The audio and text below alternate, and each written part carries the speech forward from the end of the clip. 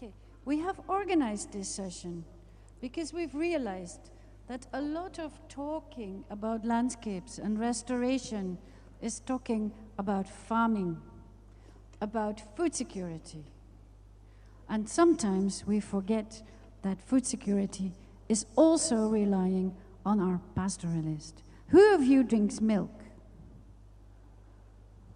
Ah, in your tea probably. Okay, good. Who of you eats yogurt? Ah, almost everybody. Who of you eats teas?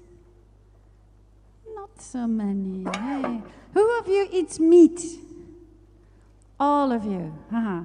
So here we go, talking about the importance of our pastoralists, those who provide us with all the foodstuffs that we have here exposed. Yet, at the same time, if we talk in international conferences, then Rangelands on pastoralism is very often put in a negative context. We talk about overgrazing, degradation, desertification, dying cows, poor people, and that is a false perception. That is a false perception. We truly believe that that perception needs to change. So today, we are going to change your perception. And at the end of the session, I will ask you whether we managed to do so. All right.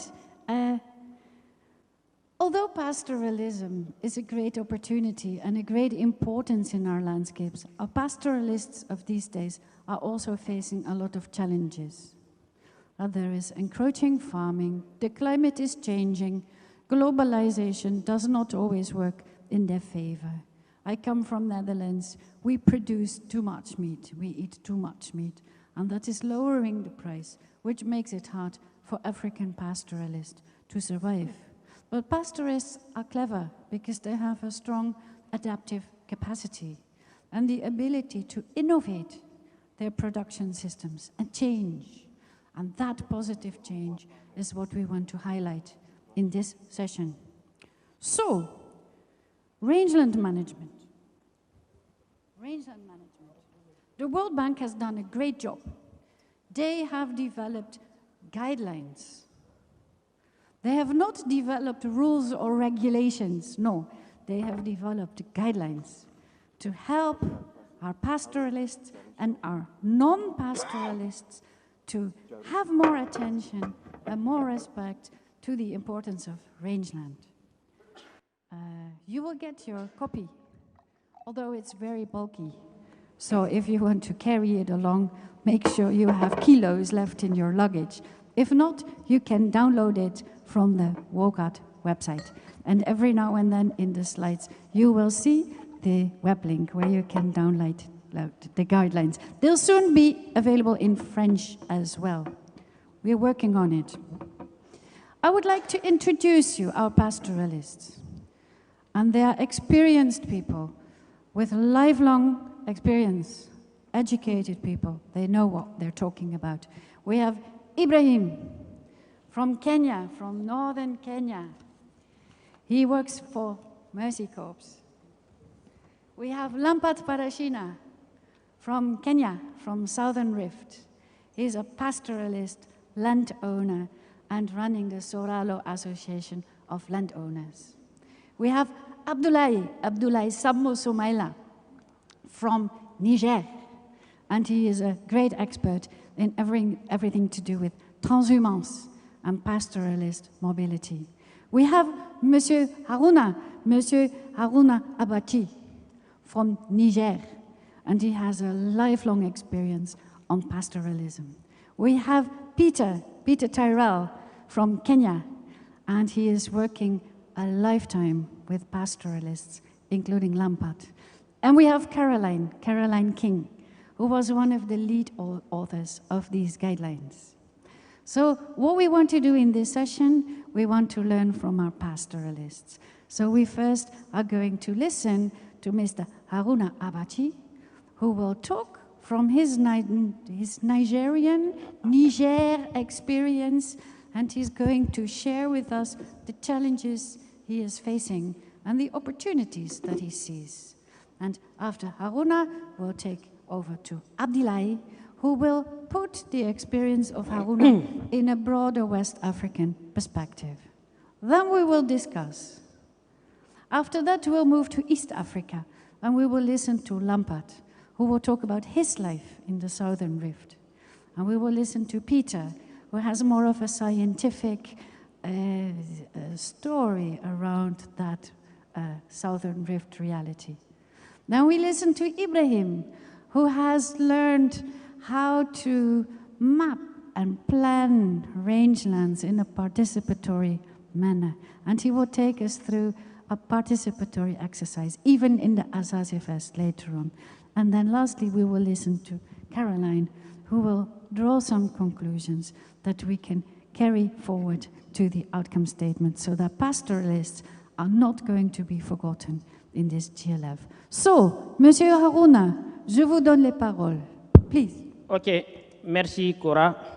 Merci à l'ensemble des participants à ce panel.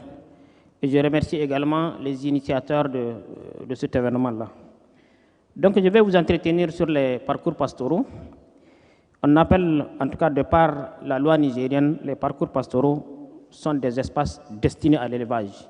Donc, elles supportent des ressources destinées en tout cas à l'élevage.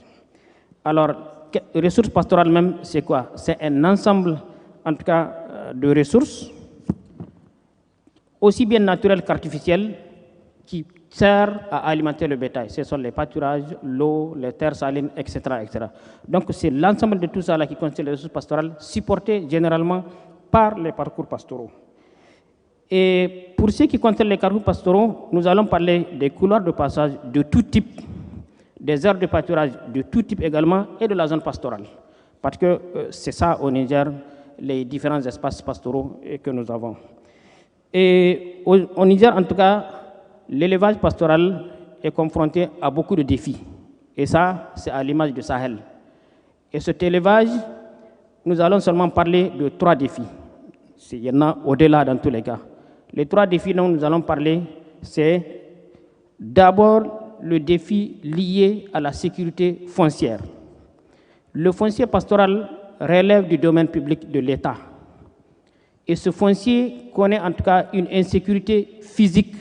Donc, c'est des espaces dont on connaît la taille et qui sont aujourd'hui réduits par d'autres activités, notamment le champ, l'accaparement des terres, les terres salines, les carrières, etc., etc. Tout ça là, ça empiète généralement sur les espaces pastoraux et ça constitue un problème, puisque l'espace, c'est ça la base de toute production rurale.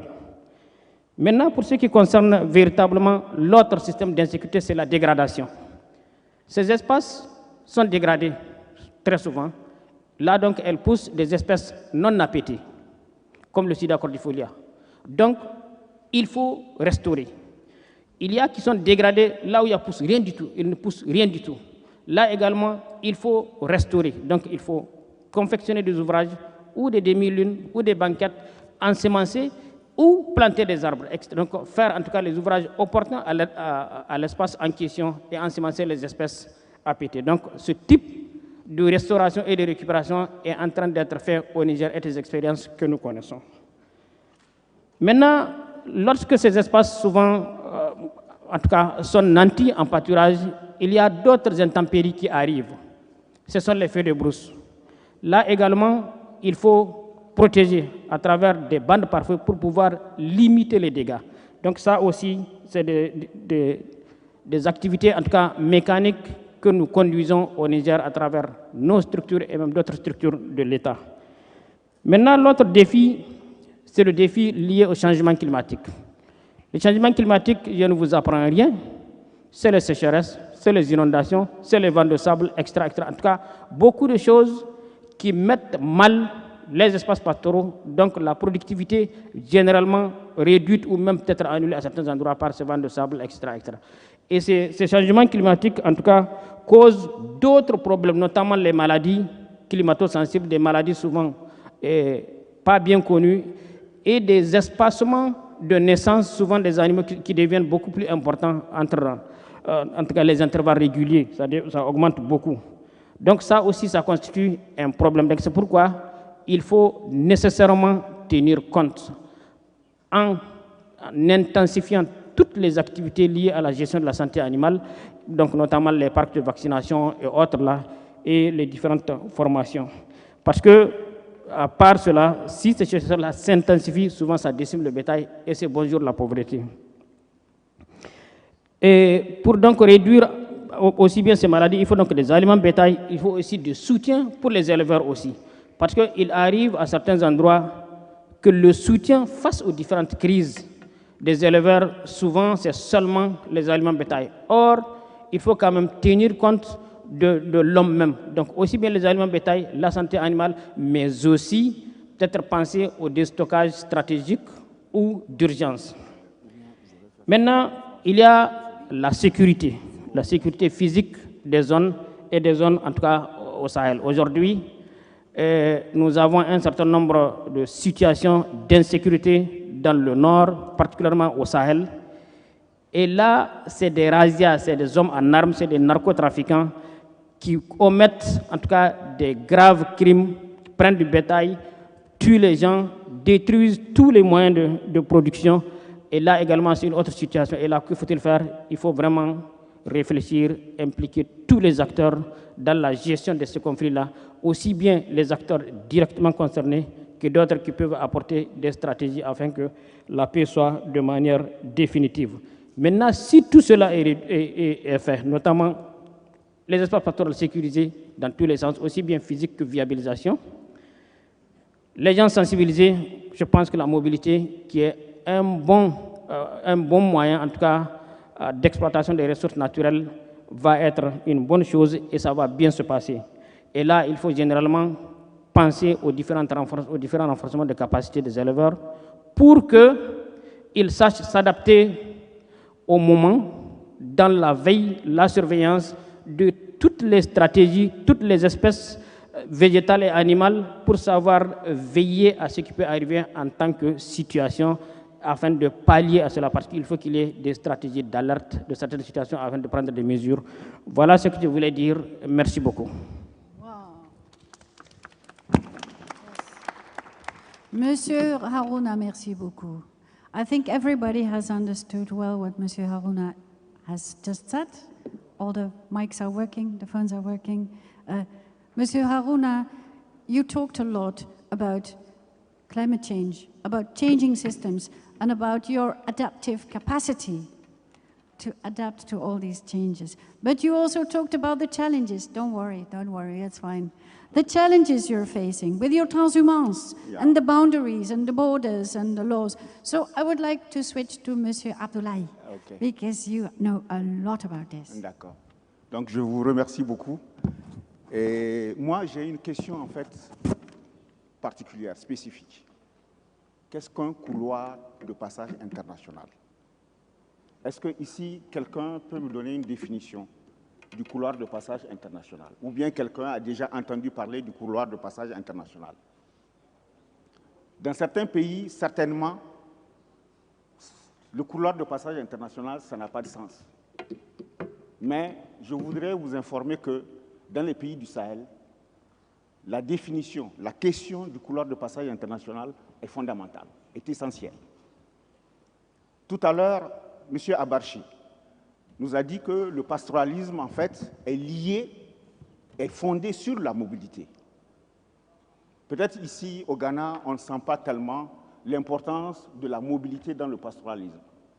Mais dans les pays du Sahel, la mobilité est le facteur essentiel du système d'élevage qui provoque, en général, dans ces pays. Cette mobilité, elle permet en fait aux troupeaux et aux communautés de pouvoir accéder aux ressources naturelles, c'est-à-dire à la terre, à l'eau, au pâturage, mais aussi aux infrastructures d'élevage. Donc, ces mouvements vont conduire les communautés et leurs troupeaux à traverser des zones agricoles ou des zones agro-pastorales. Et au Niger, je voudrais donc indiquer, c'est le seul pays au monde en fait, qui a divisé son territoire en deux parties. Une partie au nord, qui est réservée exclusivement à l'élevage, transhumant, pastoral, et une partie au sud, réservée à l'agriculture et à l'agro-pastoralisme aussi. Ainsi, lorsque le bétail traverse en fait la région au nord pour aller dans les régions sud, il y a nécessité de créer ce qu'on appelle des couloirs de passage pour permettre en fait donc aux communautés et aux troupeaux de pouvoir accéder au pâturage qui se trouve dans la partie sud. Donc ainsi, il y a un cadre légal qui a été créé pour permettre maintenant donc de mettre au point d'abord des couloirs de passage locaux. C'est-à-dire ce sont des couloirs de passage qui permettent au bétail d'accéder en fait aux ressources locales. C'est-à-dire donc de traverser donc les zones de culture dans le terroir villageois. Mais à côté de cela, il y a nécessité aussi, parce que ce qu'il faut comprendre, c'est que dans ces pays, il y a ce qu'on appelle la grande transhumance, c'est-à-dire une transhumance qui va au-delà des pays, qui traverse donc des frontières. Et dans ce cadre-là, on a créé des couloirs de passage internationaux. Et on a, dans les pays du Sahel, un vaste réseau en fait, de couloirs. Vous avez les couloirs locaux qui débouchent sur des couloirs internationaux et qui permettent donc aux troupeaux de quitter par exemple le Niger pour aller au Nigeria, dans le nord du Nigeria, ou bien pour aller au Burkina Faso, ou bien pour aller, etc., dans d'autres pays. Donc voilà, en fait, donc, le couloir de passage international, c'est tout simplement une voie de passage pour le bétail, leur permettant d'accéder aux ressources naturelles et aux infrastructures dans d'autres pays. Ce qui signifie, en fait, que pour l'élevage transhumant, pour l'élevage, en fait, transfrontalier, les frontières, en fait, n'existent pas. Et c'est dans ce cadre, au regard donc de l'importance de cette activité, pour les pays du Sahel surtout, plusieurs institutions, notamment la CEDEAO, le SILS et même l'Union africaine, sont convenues en fait, donc, de mettre en place un dispositif légal, communautaire, permettant donc de développer cette activité. Et ainsi, par exemple, si on prend au niveau des couloirs de passage internationaux, il y a d'abord les caractéristiques physiques. C'est entre 50 et 100 mètres de largeur. Et ces couloirs peuvent être multidirectionnels. Et enfin, ce sont des couloirs qui sont balisés, marqués. Il faut qu'il y ait donc des signes distinctifs pour permettre en fait aux différents troupeaux de comprendre en fait que ce passage est officiel. Et au Niger, on a l'ensemble donc des structures de ce qu'on appelle le secrétariat permanent du Code rural. Ces structures sont au niveau local, c'est-à-dire au niveau des communes, au niveau sous-régional, c'est-à-dire au niveau départemental, et au niveau régional aussi. Et ce sont ces structures qui permettent, en fait, donc, de contribuer, de créer un cadre de concertation entre l'ensemble des parties prenantes. Parce qu'un couloir de passage, en fait, c'est un instrument officiel créé dans le cadre de la coopération sous-régionale et communautaire. Je crois que je suis... maintenant, j'aimerais au moins, disons, il y a des défis importants. Il y a 3 défis. Le premier défi, c'est que les lois communautaires, par exemple, les lois de la CEDEAO, ont été votées et adoptées. Mais malheureusement, elles ne sont pas adoptées. Elles ne sont pas plutôt appliquées. Elles ne sont pas appliquées. Ces règles n'étant pas appliquées, il y a énormément donc, de problèmes. Par exemple, si l'on prend depuis, disons, 2 ans de cela, le Bénin a décidé, par exemple, d'accroître les taxes sur le bétail de manière unilatérale. Et ça réduit, en fait, donc, la capacité des troupeaux nigériens, par exemple, ou burkinabés, de pouvoir aller au Bénin et donc de bénéficier des ressources pastorales dans ce pays, malgré quand même les lois communautaires. Le deuxième défi, il y a le défi sécuritaire. Aujourd'hui, vous savez très bien, au Sahel, il y a l'insécurité pratiquement dans tous les pays du Sahel. Et cette insécurité nuit gravement aux capacités des troupeaux de pouvoir circuler librement entre les différents États des pays du Sahel. Mais aussi, il y a ce troisième défi qui est en fait celui de pouvoir développer en fait le commerce de bétail entre des pays en fait de départ qui sont par exemple donc les pays du Sahel, le Burkina Faso, le Niger. Ok, je vais finir tout de suite. Le Burkina Faso, le Niger et le Mali, vers d'autres pays qui sont le Ghana, par exemple, le Togo, le Bénin, etc. Je vous remercie énormément. Wow. Voilà. Applause.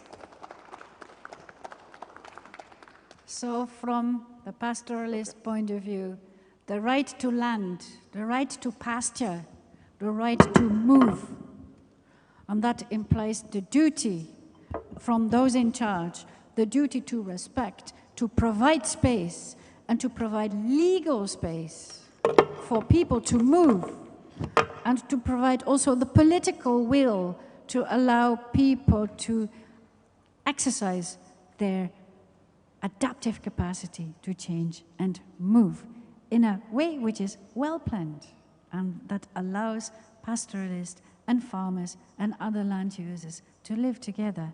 I'm going to ask the audience for some very few first reactions, but not without having you taste a little bit of the locally produced cheese.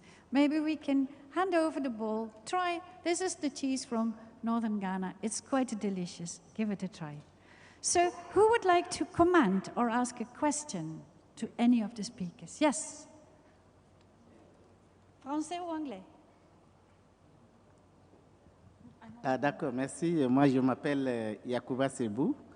Je suis le directeur de la gestion durable des terres. Je viens du Niger.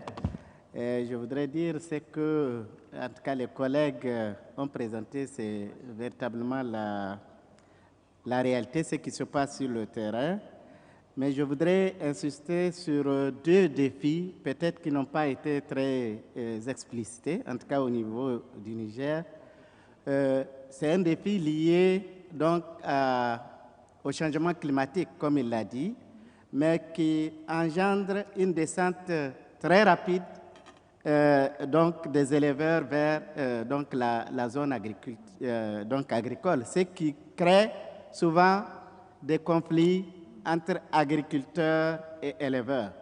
Donc, les changements climatiques, du fait qu'il y a changement d'isoèdre, du fait aussi que certaines parties ne sont pas suffisamment arrosées, ça fait en sorte que les éleveurs quittent les zones pastorales pour aller vers les zones agricoles un peu plus tôt, et ça crée ce genre de conflit. Merci beaucoup. Merci beaucoup.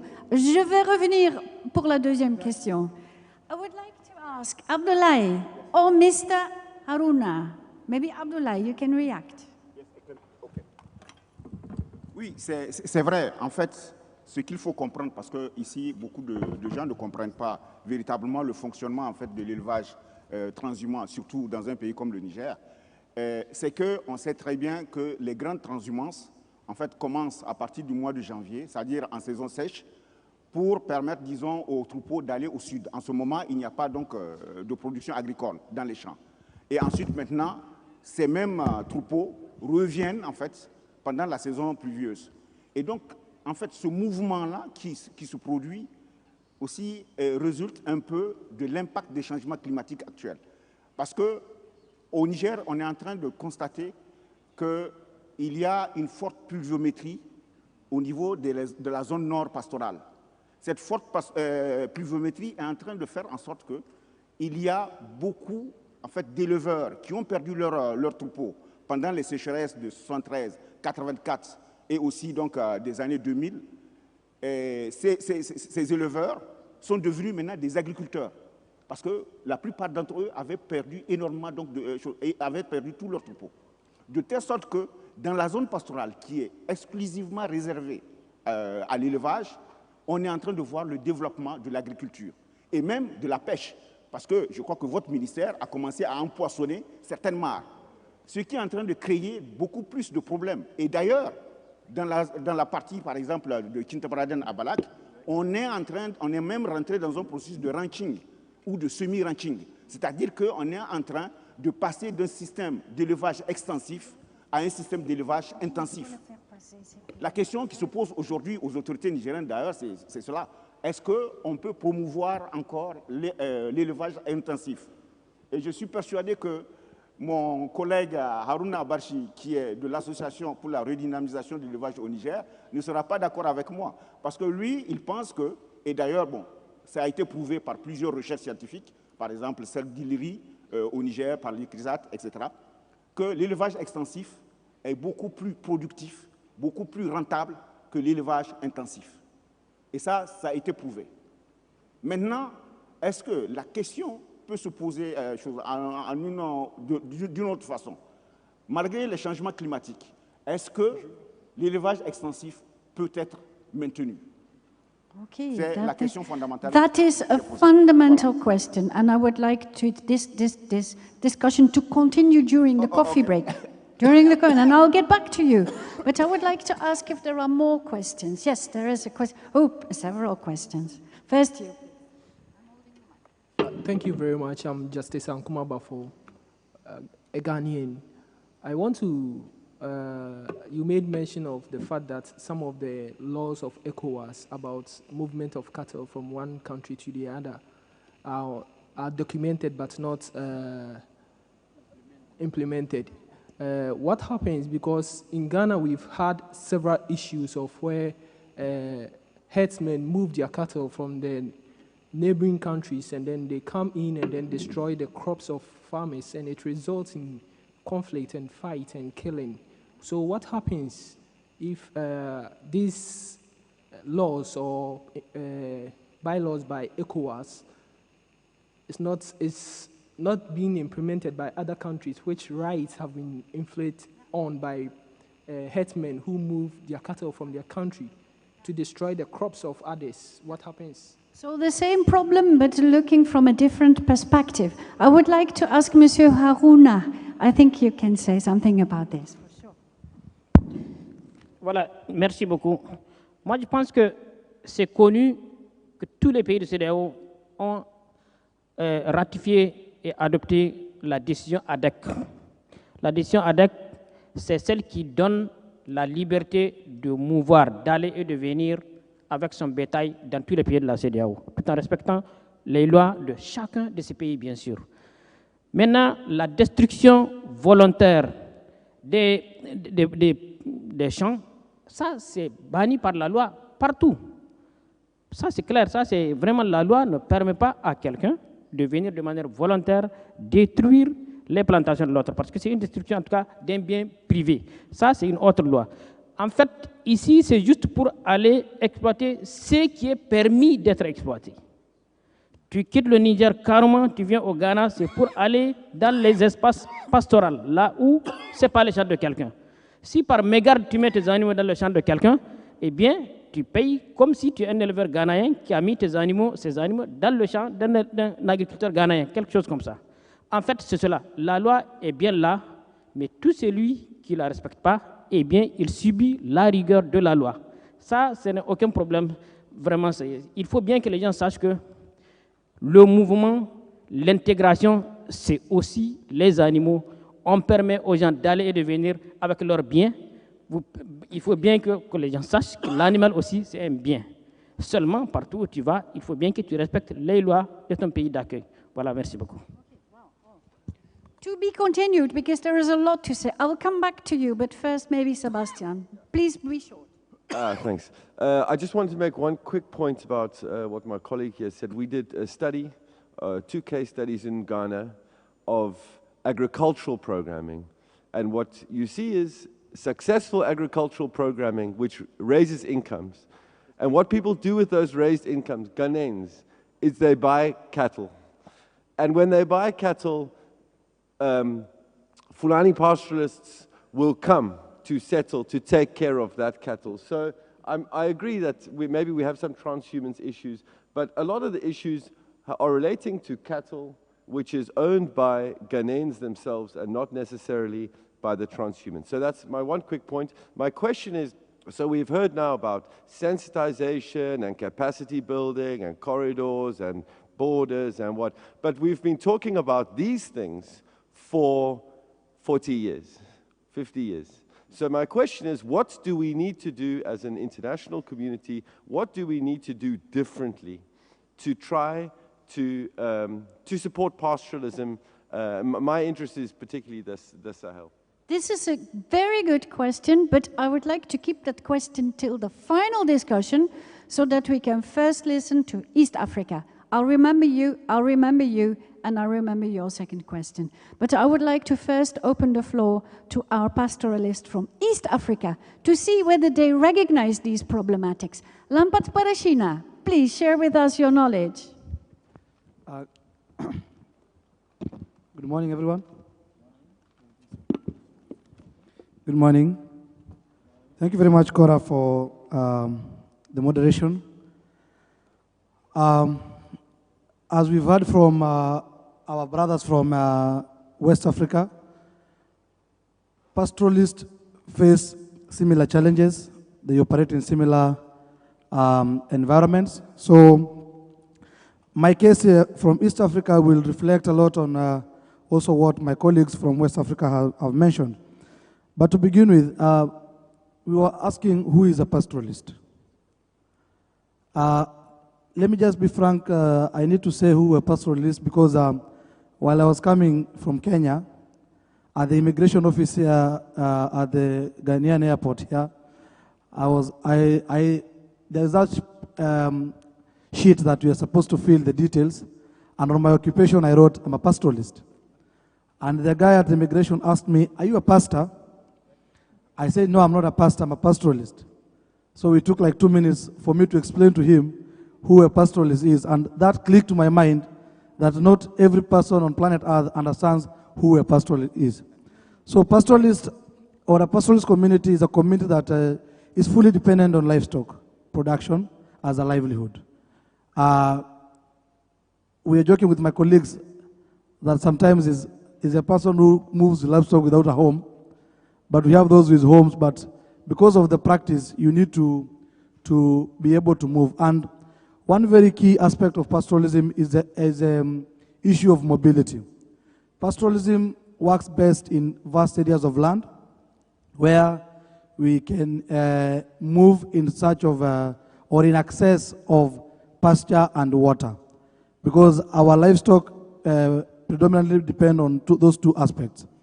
Others that follows in terms of market, in terms of disease control, but without the two, you cannot have pastoralism, which brings us to the aspect of land. Pastoralism is one landscape practice that if we don't have a landscape approach towards the production, then we lose pastoralists and we lose their livelihood. So due to the fact that we need mobility, and for East Africa and for those who've visited East Africa, we are iconic in the sense of having wildlife, terrestrial wildlife. I'm even intending to believe that other than the aquatic wildlife that we have in the world, the remaining terrestrial wildlife are found in pastoral areas. So from my community land, from the place I come from, we have two very important resources, livestock and wildlife. Let me remind everybody that Maasais don't eat wildlife, but we are the custodians of wildlife. We are the custodians of terrestrial wildlife, particularly in East Africa, where I come from. So why do we need to have an interface between wildlife and livestock? This is because we provide the habitat. And with the fact that we provide the habitat, we need to have a structure that allows us to live together with wildlife. Because our landscape has been threatened by so many issues, to begin with climate change, which is threatening the entire globe, but also factors of land subdivision, fragmentation, fencing, and land sales have also been a threat to us as pastoralists and also to wildlife. So being the custodian of wildlife and being pastoralist, we are threatened. And I remember in 2009, one of my professors told me that he attended a conference in the 80s and with the theme, Pastoralists at Crossroads. But still, as late as 2010, 2009, I asked him whether we have already crossed the crossroads. We are still trying to cross those crossroads. So what do we do as a community? Because we have our landscape has shrunk and we need to accommodate livestock and wildlife, we have to manage our land properly, develop land use plans that accommodate both livestock and wildlife. So these plans are based on, they are purely community developed plans, whereby we do resource mapping, we map all our resources, and ensure that as a community we understand what resources are found in our landscape and take advantage of it.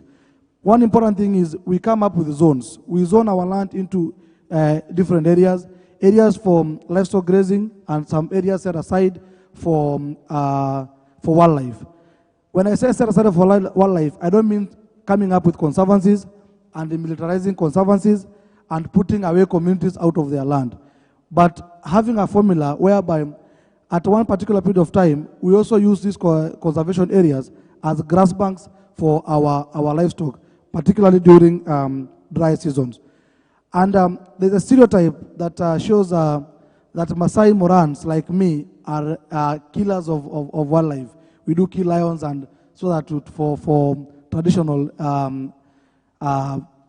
aspirations, but that's not the case. Currently, we have scouts who are Masai Morans. Instead of killing these lions, they are the protectors of the wildlife. They are the protectors of biodiversity. They are the protectors of nature. So we have tried to transform our society in line with the changing environment, the shrinking landscape, and the changing world at large. That's great, Lampert. So you are not a pastor, you are a pastoralist. Yes. And that is a culture, that is a lifestyle, that is a profession. Clap for Lampert. Great. Now, Lampert has been working a lot with Peter, also from Kenya, but Peter has researched the coexistence between pastoralists and wildlife and livestock. So, Peter, please tell us your story. Thank you very much, and I hope Parashina's set a really good scene there for the system. I come from a slightly different perspective, as Cora has said. I'm a scientist by training, and I'm a conservationist. So I'm going to start with that angle, which is slightly different from the pastoral perspective. But what I really want to get at is, why is livestock and rangeland management important from a conservation perspective? Now, that is quite different to a lot of the conservation narrative. It's quite a lot different to a lot of the colleagues I work with, who are very, very anti-livestock, or at least very nervous of the effects of livestock on biodiversity conservation. Now, to start with sort of the history of conservation in Africa, it's been about large mammals. It's been about looking after our lions, our wildebeest, our elephants. You look at the Serengeti, it's 1 million wildebeest. It's one of the most iconic 7 wonders of the world. And we're also home to some of the most biodiverse places on the planet. Unfortunately, most of this is on the decline. In Kenya, we've lost 70% of our wildlife in the last 40 years, and that's the same for biodiversity. Now, the response generally to protect wildlife and to protect biodiversity has been the establishment of protected areas, primarily strict protected areas which separate people from wildlife, and that's gone on for the last several hundred years. Now, these protected areas by themselves are only about 7 to 10%, I think, of the land area of the continent, and it's simply not enough. So these protected areas by themselves do not protect enough biodiversity, but they also don't protect functioning ecosystems. So even if we look at the Kruger, which is a very large protected area in South Africa, it was not designed in a way that would allow wildlife to migrate in and out and to use wet and dry season grazing areas. And the same could be said for the majority of our national parks and protected areas. So our protected areas are too small. They can't protect enough biodiversity, and they can't protect functioning ecosystems. And especially in the face of climate change, this is going to be a major problem. Now, this is recognized in both our local and our international biodiversity targets to expand the scope of conservation. So our current targets are to increase the protected area coverage to 17% of the world's surface, and probably in the next few years this will expand up to 30%, and some people are advocating for half the Earth to be under some form of protection. Now, those on the far side of this debate believe that this should be all strict protectionism and people should be removed. But the reality of our African conservation areas is that most of our protected areas and our area with wildlife remaining are in pastoral landscapes, which are complex and are dominated by people and their livestock as the main economic and social drivers. So we basically need to, as conservationists, need to figure out how can we make livestock and wildlife work together. And Parashina has kindly explained how in southern Kenya that is still taking place. So can wildlife and livestock coexist? Now, policy for the last 100 years has clearly separated the two. Wildlife has been one place, livestock has been the other. And many in conservation still agree that's how it should be. We've seen in the last 30 years the spread of community-based conservation, which has really tried to integrate livestock into wildlife management programs, but it's not necessarily working that well in all places. In some places it is, but in some places it isn't, and there is still a resentment from a lot of local communities towards conservation and towards protecting wildlife because they see few benefits and are often excluded from their landscapes. But on the very positive note, as Parashina has explained, livestock and wildlife can coexist under many circumstances. Competition between the two is not always that large and can be mitigated and can even be synergistic at times.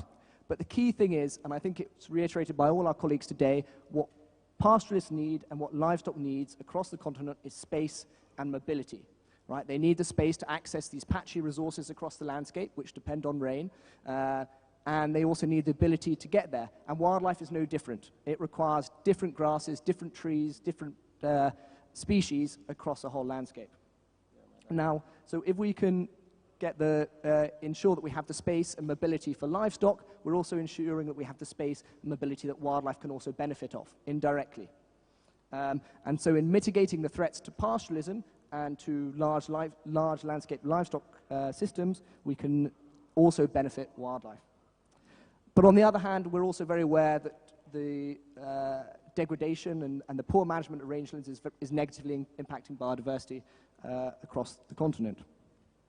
So what we have here in these guidelines, wherever they are behind me, is a great set of examples from all over Eastern and Southern Africa and some examples from West Africa of how communities and pastoral managers and private land managers are working to ensure that we can have biodiversity, wildlife, and livestock and people coexisting on the same landscape.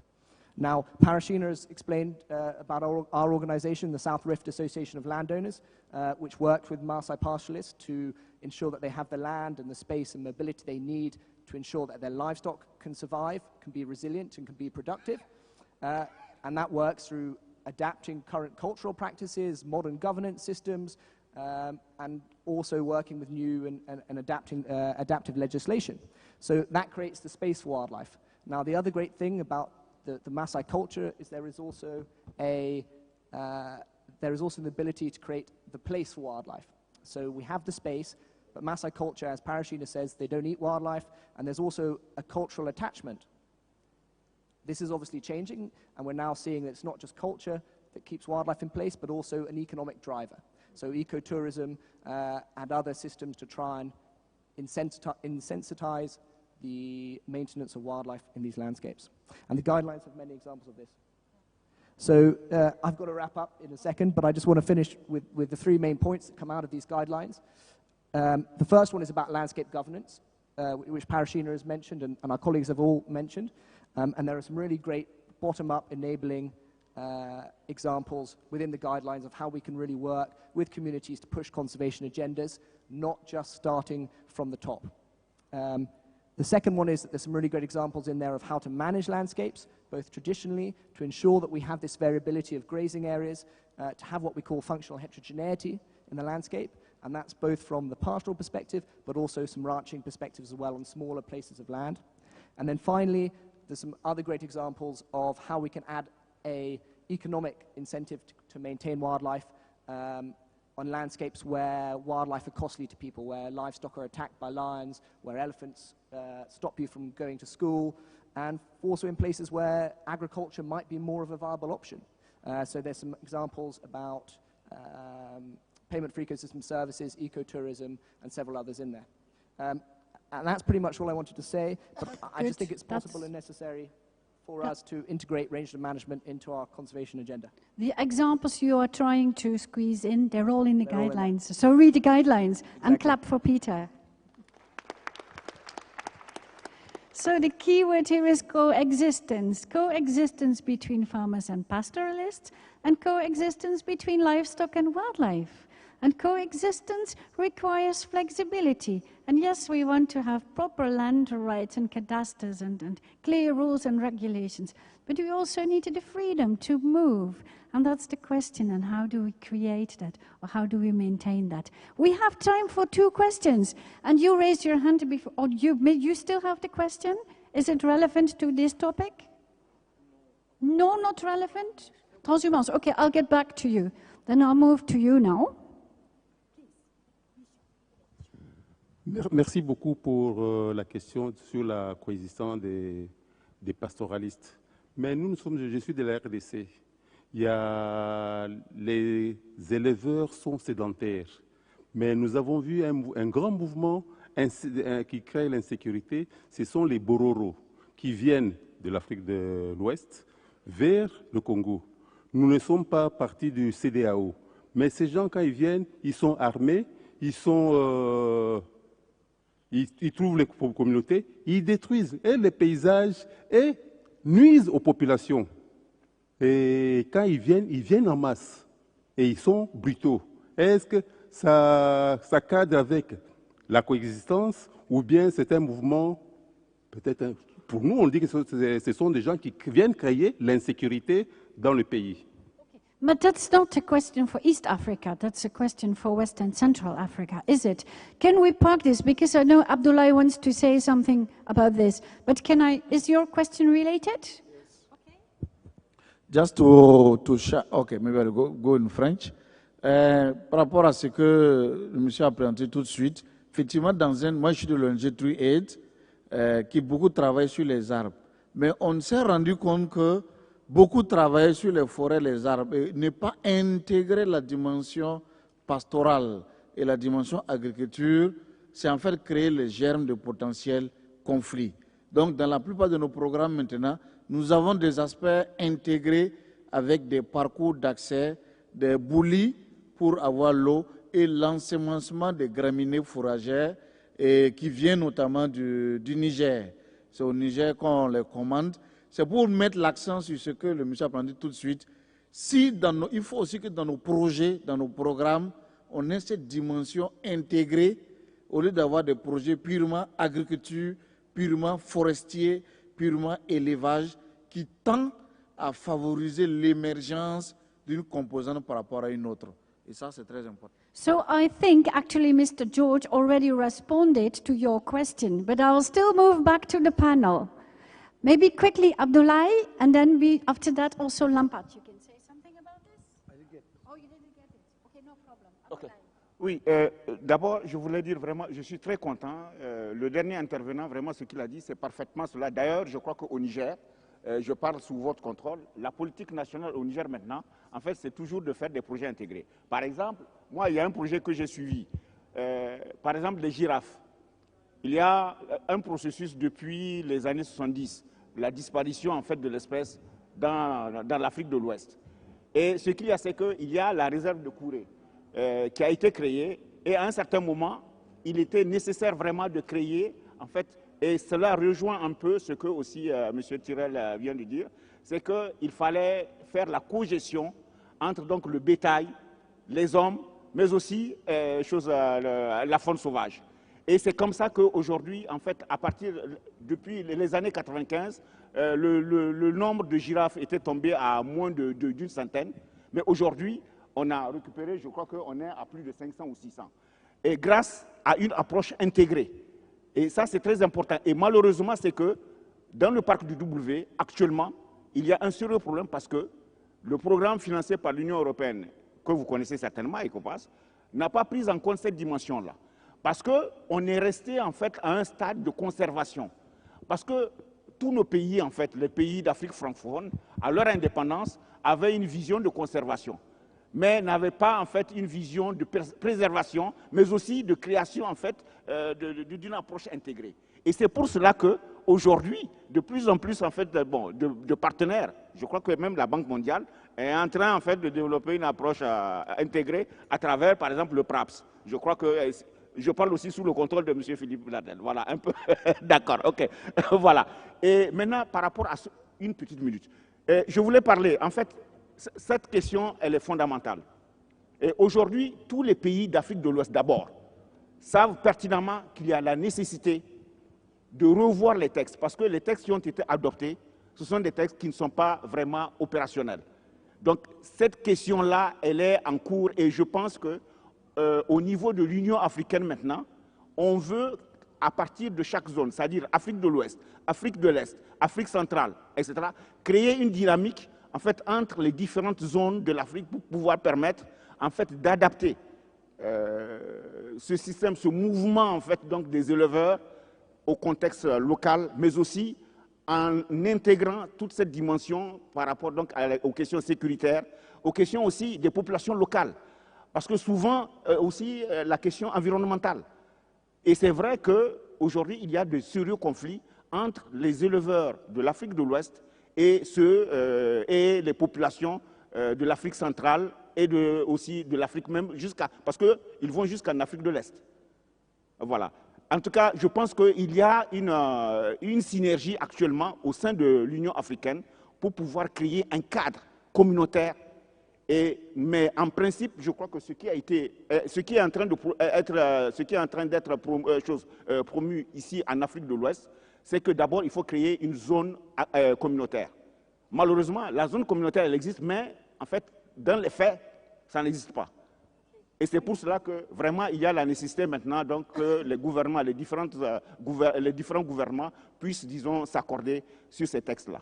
So there's work to be done. There's work to be done. We are at the right place because we are in a landscape conference, and this is all about integration.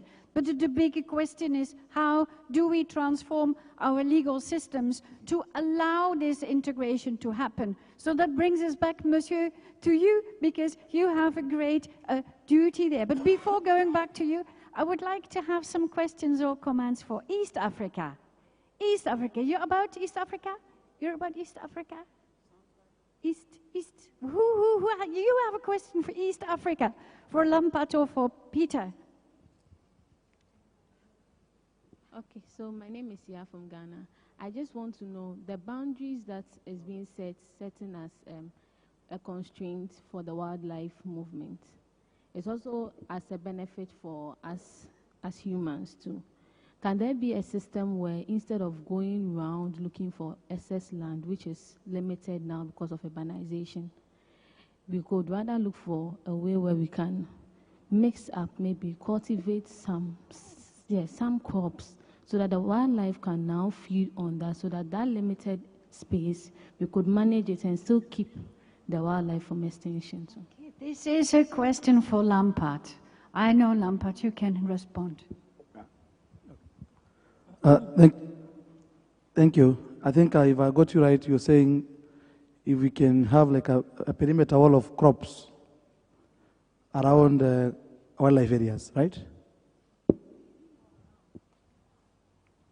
Can you speak maybe loud? Okay, so within and around. So because you are always going around looking for land space and water, instead of just moving from one space to another and finding a lot of challenges, you have a restricted area. Can you just look for a space where you can now make life a bit comfortable for the wildlife? Because you don't want them to go extinct. If they go far, people might kill them. And if they don't get food, they will still die. So how can we preserve them as well as our livestock too in that same environment? Thank you. That's a very good question. And I think this is a danger of a single story, and at times the narrative that is peddled that wildlife can only survive when they are given some sort of place for themselves, for them alone. The governments since pre and even after post-independence in East Africa have set aside huge places of land, huge chunks of land in the name of protected areas. And if from research and from our own perspective, there are more wildlife outside the protected area than those within the community land. There is more biodiversity outside the protected area than that within those protected areas. Why? Because if we don't, because if we don't tamper with our own systems, we can coexist. Livestock and wildlife can still be in the same areas of land and harmoniously coexist within the same systems. So if we only want to have this, what we call like a mainstream conservation, whereby wildlife must be given particular areas of land and excluding communities, that is where the danger is.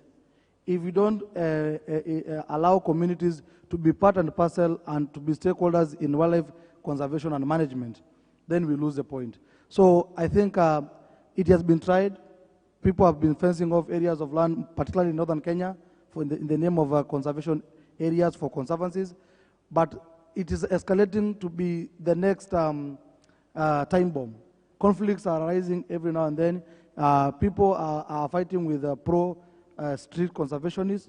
So the solution is not to have strict areas for wildlife conservation, but rather to have an approach that integrates both livestock and wildlife within the same reduced areas of land. Okay, a small addition from Peter.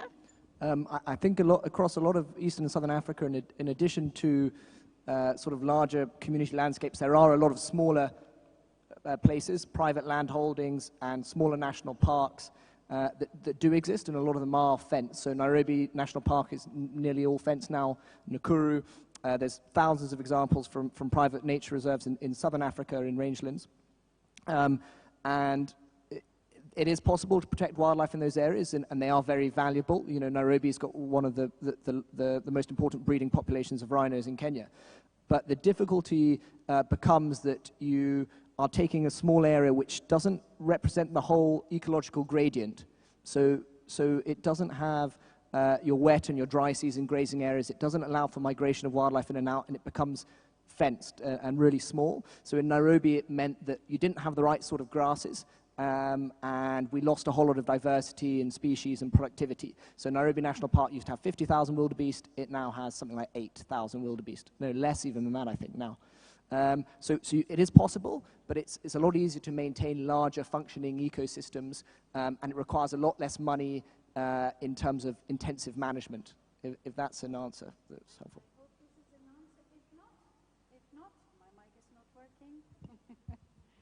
I guess this is an answer. If not, you have something to talk about during the tea break.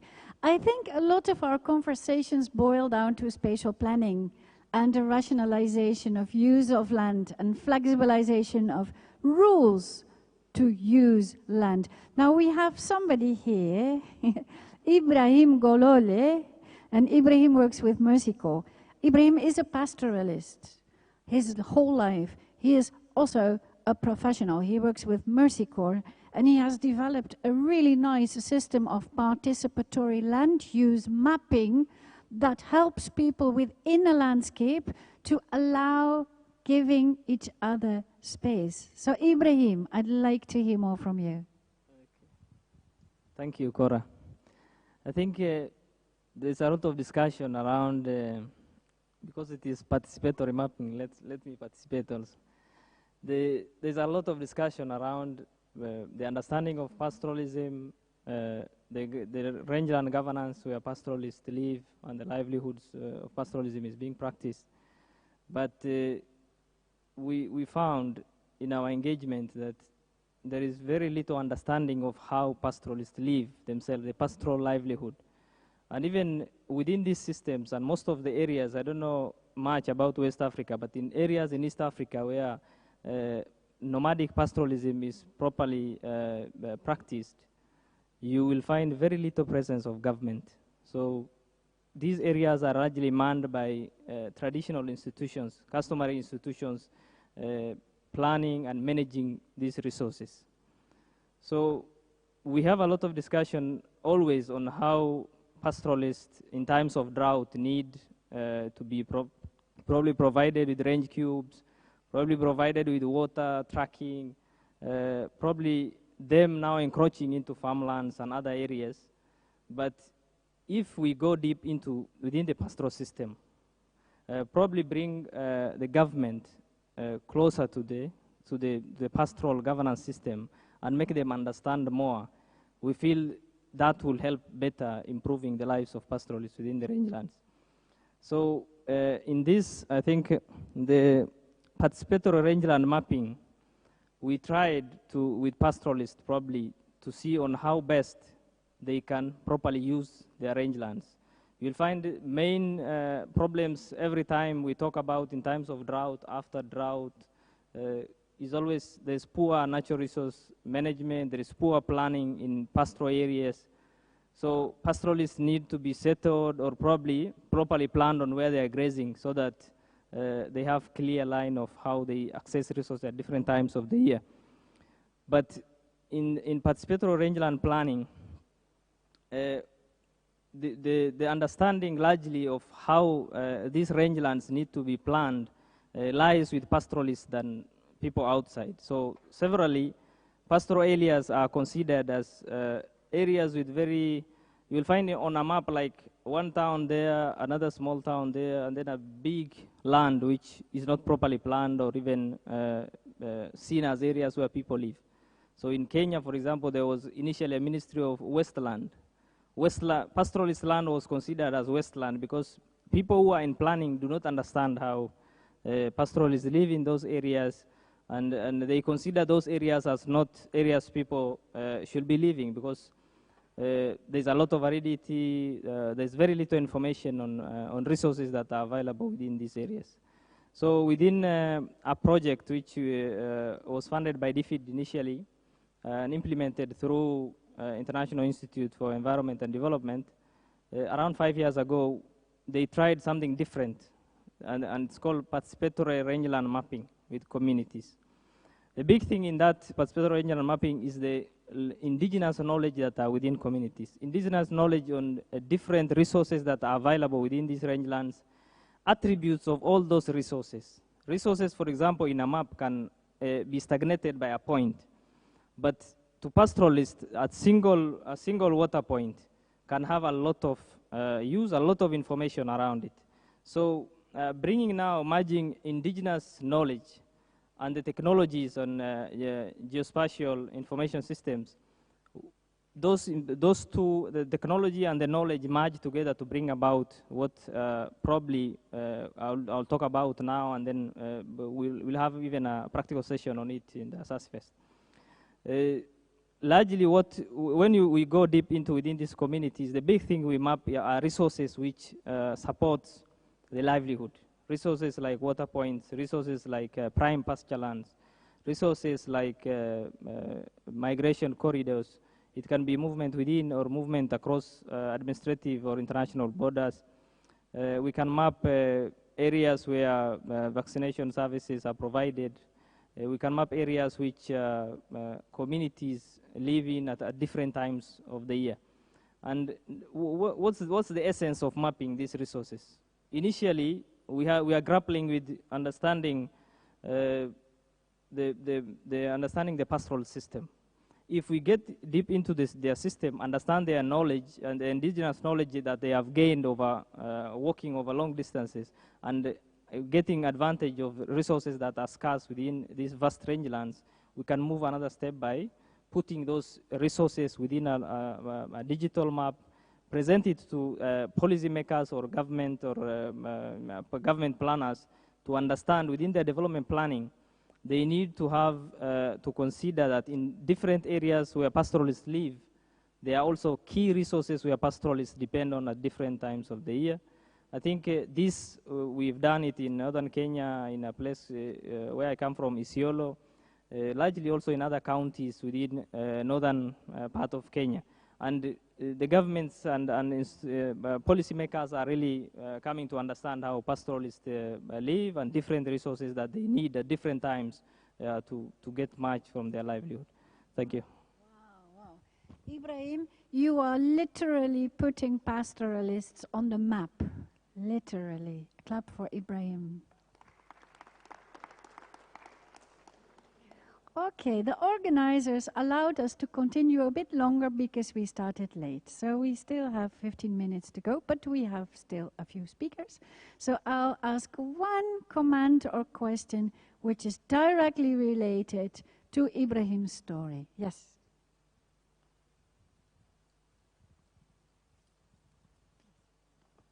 Good morning. My name is Chukwu from Nigeria. Reacting to what Ibrahim said, mapping the areas for the pastoralists and the farmers so that there will be conflict. It can work in some places. For instance, Nigeria, where we have the north and we have the south. Then if you check by land area, the north is about 60%, while the south is about 40%. And in Nigeria, we have some barriers like religion. And again, the problem we are having is the climate change. Like the village where I come from in Ebonyi State, a particular place called Ishiagu.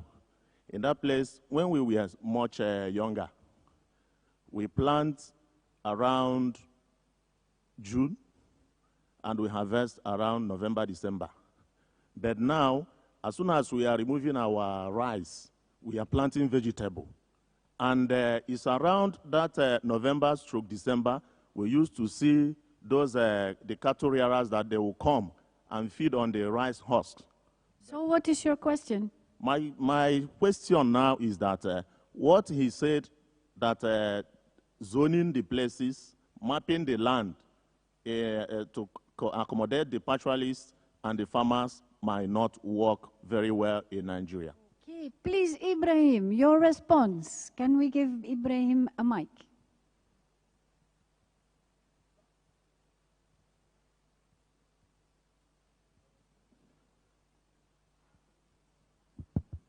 Yeah, thank you.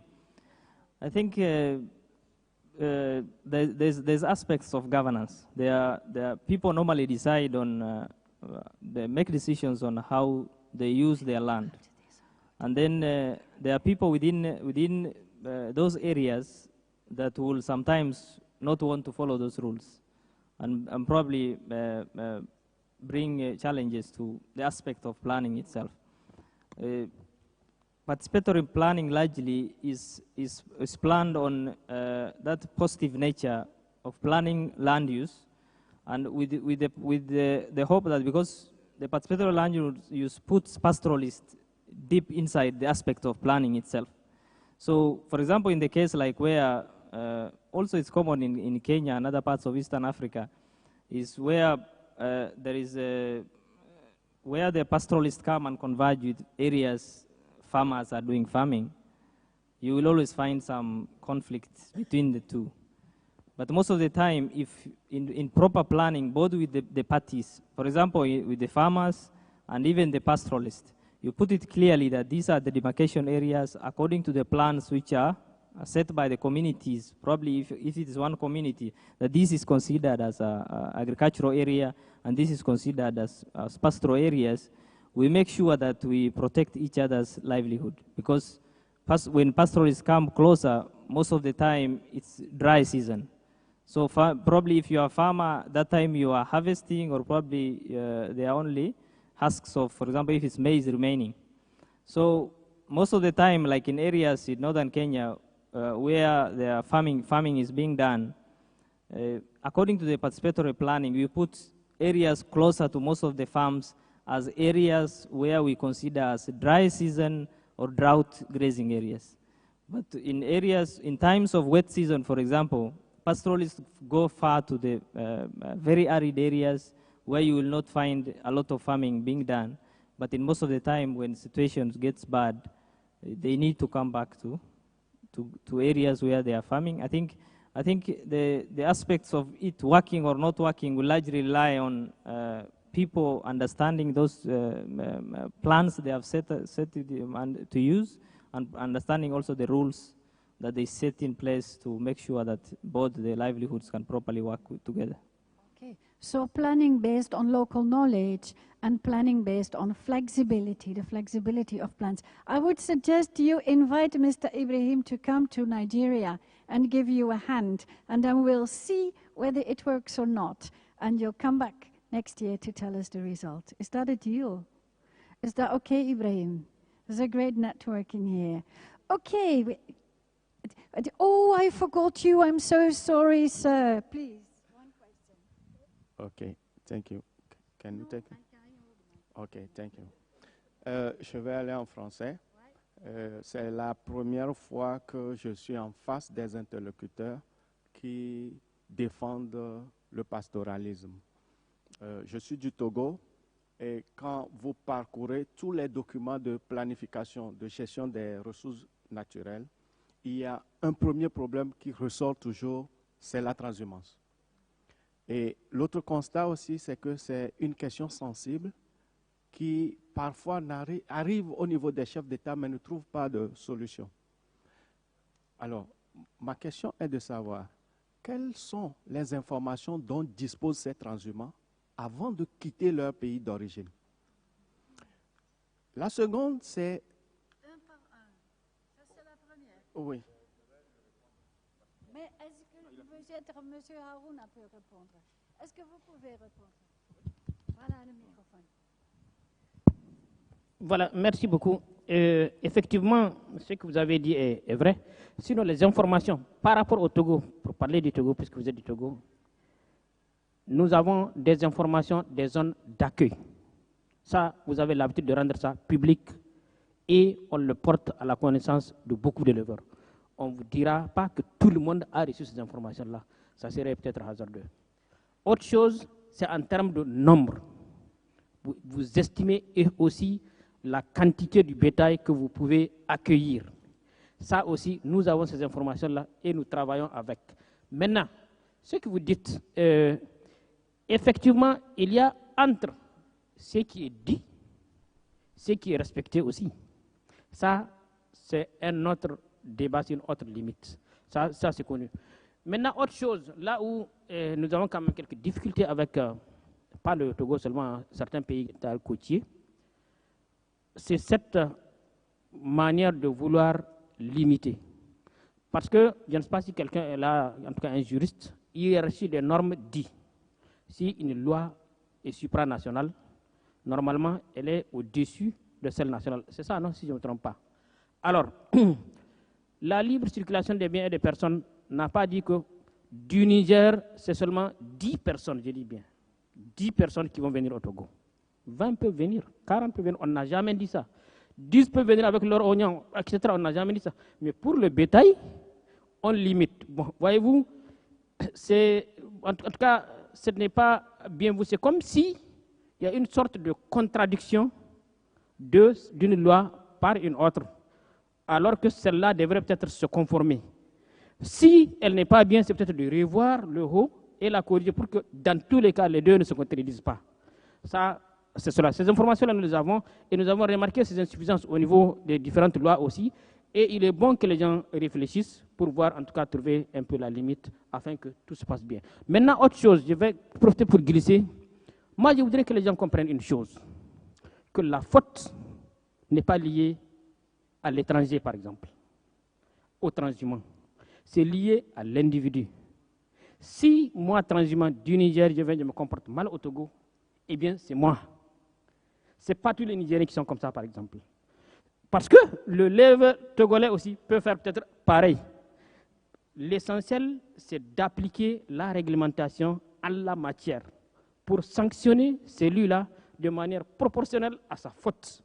Ce n'est pas compliqué, en tout cas, si les gens s'adaptent. Maintenant, autre chose, quelqu'un a posé le monsieur de la RDC. Voilà, donc la RDC, effectivement, nous avons ces informations-là depuis longtemps. Ces Bororo qui sont allés en RDC, ils sont allés sous contrainte. C'était à l'époque des conflits. Parce que la transhumance, normalement, elle est volontaire, mais elle est aussi souvent contraignante, mais de par les ressources, pas de par le conflit. Parce que là, ça devient comme des immigrés si tu fuis parce qu'on enlevait leurs enfants, on demandait, etc. Donc, ils sont allés là-bas. Et nous, notre compréhension, qui peut ne pas être vraie, hein, C'est une question peut-être, ils ne sont pas compris. C'était un nouveau peuple apparemment qui allait là-bas, que les gens trouvaient bizarre. Bon, en tout cas, il y a eu des appréciations comme ça, et il fallait quand même qu'ils s'intègrent, puisqu'ils sont là, ils ont fui des conflits, ils sont là, et ils sont quand même, maintenant ils sont adaptés. Effectivement, ils commettent des dégâts, et il faut sanctionner conformément à la loi. Donc, tout comme habitant de la RDC commet la même faute, on le sanctionne de la même manière. C'est cela, en fait, c'est l'appel que je voulais vraiment lancer à tous les pays côtiers, c'est que la faute n'est pas liée nécessairement au transhumant, mais à l'individu qui la commet, et que cet individu-là devrait répondre à ce qu'il a commis comme faute en tant qu'individu, mais pas pour qu'il... Et puis surtout, d'autres se comportent bien, la majorité d'ailleurs, mais ce n'est pas cela qu'on prend pour valoriser, c'est le peu qui se comporte mal. En fait, c'est cela. Merci beaucoup. Merci beaucoup, merci beaucoup. Vous avez une seconde question, mais après cette session, nous aurons une session dans la SAC Fest et on peut continuer le débat. C'est d'accord? And English, for those who would like to continue this discussion, because there's much more to be said, at 1 o'clock, we have a continuing session in the Assase Fest. And there, Ibrahim will take us through a participatory land use mapping exercise together with all our pastoralists. So I invite you at 1 o'clock sharp in the Assase Fest, we will actually practice what we preach. And now I would like to go to the last speaker, and that is Miss Carolyn King. And Carolyn King was one of the major authors of the guidelines. And it's very hard to wrap up this session, but I know, Caroline, you can do it. So here you go. Okay, so I had the privilege to be one of a team of authors of this guideline book, together with colleagues from the World Overview of Conservation Approaches and Technologies, particularly Hans-Peter Lineker, Rima Mekdashi-Studer, and William Critchley, all of whom are not here. So I am the lucky one who can sit and listen to these cases from East Africa and from West Africa and share them with people in the room. Actually, in the guideline book, there were 69 case studies of technologies from different parts of Sub-Saharan Africa for the sustainable management of the rangelands, and also another 42 different approaches to sustainable management on the side of governance and institutions and so on. So it was a very rich collection of experiences. We've been able to discuss just a few of them this morning, and I hope it's enough to encourage everybody to want to have a look at the book and to realize what a tremendous wealth of knowledge has been collected, thanks to colleagues from WOCAT and from the World Bank.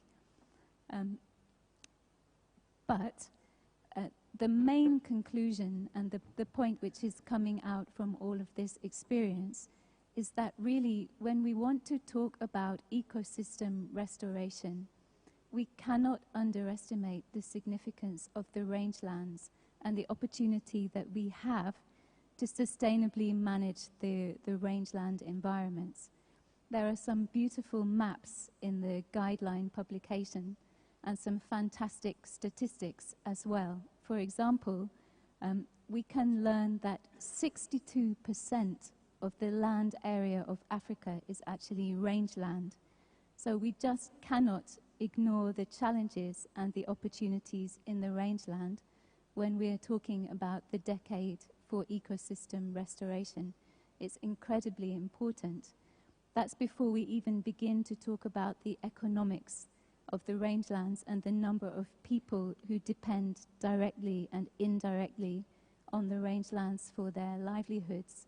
It's around 38% of people who live in Africa who get their livelihood directly from the rangelands. And then Abdullah has begun to talk to us about the other things, the trade links and the different contributions to the economies of the African states that depend on the production from the rangelands. We're only just beginning to understand the value of these trade and these opportunities. Countries are improving their statistics and the way we account for the productivity of commodities like meat and milk and livestock and other hospitality and a range of different associated industries. But we really probably have only just begun to understand the value of sustainably managing our rangelands. Another thing that we've just begun to understand is the cost of degrading the rangelands. So we've begun to realize that when a drought happens and the rangeland economy crashes, it's not only pastoralists and the pastoral communities that are suffering and destroyed by these problems. The problem of the loss of the pastoral economy hold back the national economies, and we've begun to make estimates for the percentage of economic growth that's lost every time there is a drought and an economic disaster, because we haven't been able to build the resilience that we need in our rangeland systems. So we cannot underestimate the importance of the rangelands. We also know that we can't really achieve sustainable development if we don't think differently about the rangelands and the great potential that they have, the biodiversity, the productivity, and the incredible knowledge and culture that exists in the rangelands.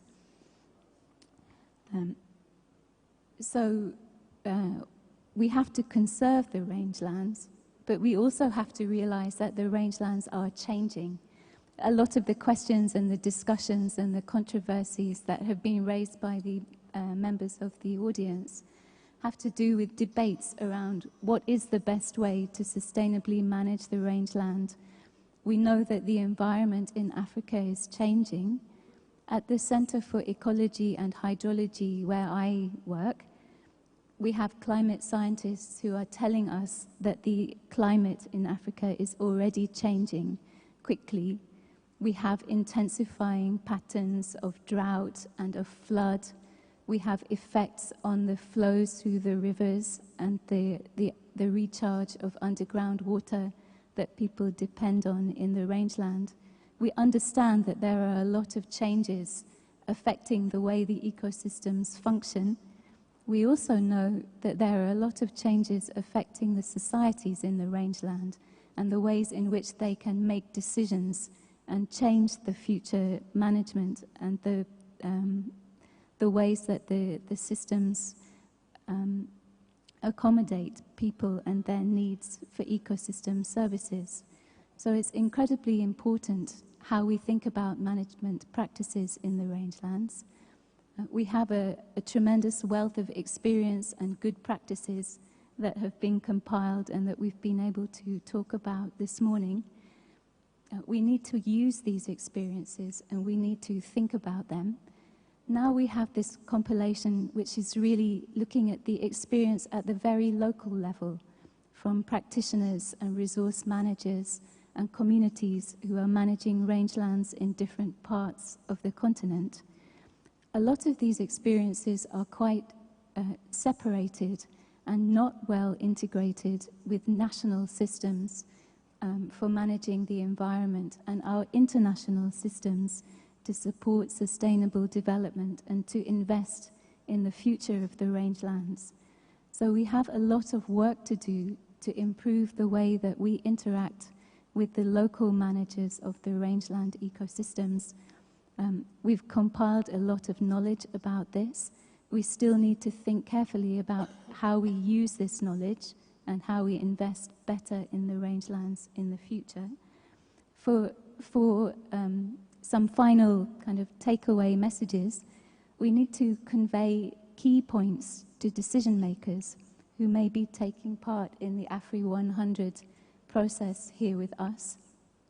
We need, first of all, to impress upon them the significance of the rangelands and the imperative to include them in our strategies for ecosystem restoration. We also need to encourage our national and international decision makers to think harder about the ways in which they connect to the knowledge and the customs and the management practices that are working at the local level So this is to do with building institutions, fostering governance processes that enable resource managers to be more resilient and to take control of the way that they manage their systems or that they negotiate conflicts between different resource users so that we can achieve the coexistence that Peter was talking about between different users, different interest groups, and people in different parts of the environment. We need to transfer these messages to the decision makers who are preparing the nationally determined contributions for adapting to climate change and also even mitigating the problem of climate change, because increasingly we understand that the land and the way that we manage the land affects the climate, and there are important feedbacks between what happens at the local level on the land and what affects the global climate system, and particularly the regional climate within Africa. So the final takeaway message about the way that we think about managing land and combating land degradation from this discussion here today is that we can combat land degradation and we can improve the management of the rangelands, even in the most vulnerable and risky and difficult environments. We've heard interesting case studies and testimonies of how people in different parts of Africa are already doing that and how they're changing the way that they take decisions through their planning systems and make better use of local knowledge that has accumulated in these systems. I want to thank you very much for joining this session. Congratulate all my colleagues for putting together such fantastic case studies, and thanks, Cora. Thanks, Carolyn. Clap for Carolyn. Nobody could have better wrapped up this incredibly rich conversation. I go back to my first question. Who changed minds on the importance of pastoralism in Africa? So we already knew that pastoralism is important. So we did not change minds. Who believes that rangeland restoration needs to be a crucial element in the decade of ecosystem restoration and in the Afri-100? Who believes that this should not be forgotten? It's important. Raise hands. That's everybody. I'm very happy. Okay, practically, take a copy of the guidelines if you still have space in your luggage. They're free, they're heavy, they're very good. And another practical one, at 1 o'clock, come to the Asase Fest, because there Ibrahim will guide us through a practical rangeland mapping exercise. Now, final round of applause for our wonderful team of pastoralists. Thank you all.